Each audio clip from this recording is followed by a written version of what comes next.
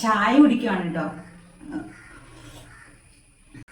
അപ്പോൾ കുറച്ച് പണിയുണ്ടായിരുന്നു. അത് കഴിഞ്ഞ് മുഖമൊക്കെ കഴിയുന്നു, കടുമുഖമൊക്കെ എടുപ്പിച്ചിരിക്കുന്നതാണ്. അപ്പോൾ നമുക്ക് ഇന്ന് ഉണക്കക്കപ്പ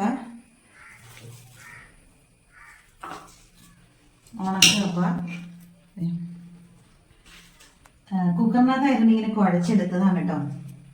പിന്നെ ചിക്കൻ കറി ഉണ്ട്.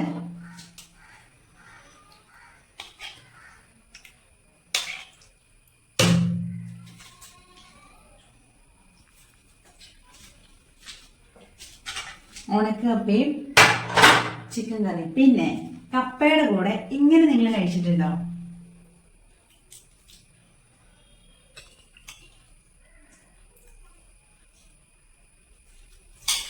മാമ്പഴപ്പുളിശ്ശേരി. ഉണക്കമീൻ മീൻ വറുത്തതുണ്ട്. ഇത് പത്തിരി ചിക്കൻ ഫ്രൈഡ് ആയിട്ടോ, ചിക്കൻ ഫ്രൈ.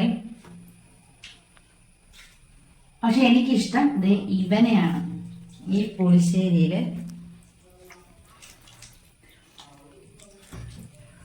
ഉണക്കപ്പയായാലും പച്ചക്കറിയായാലും ഞാനിങ്ങനെ ചക്കപ്പുഴുക്കിൻ്റെ ഒക്കെ കൂടെ ഈ പുളിശ്ശേരി കൂട്ടി കഴിക്കും കേട്ടോ. പക്ഷെ മാമ്പഴ പുളിശ്ശേരി ഉണക്കപ്പ വെച്ചതും ഞാൻ ആദ്യമായിട്ട് കഴിക്കുക. ഇങ്ങനെ എടുത്തതേ കണ്ടോ.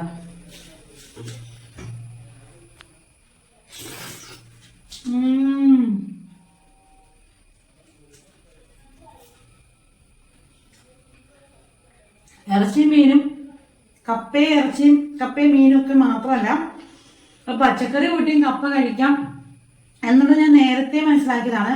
എനിക്ക് ഭയങ്കര ഇഷ്ടമുള്ളതാണ്. തോരൻ കൂട്ടുപോലെ ഞാൻ കപ്പ കഴിക്കും. പക്ഷെ മാമ്പഴ പുളിശ്ശേരി ഉണക്കപ്പ വെച്ചതും കൂട്ടി കഴിക്കുന്നത് ആദ്യമായിട്ടാണ്. നിങ്ങളത് കഴിച്ചു നോക്കണം കേട്ടോ, അടിപൊളിയാ. മാമ്പഴ പുളിശ്ശേരി മാത്രമല്ല, പുളിശ്ശേരിയും കപ്പയും നല്ല ടേസ്റ്റാണ്. അപ്പൊ ശരി.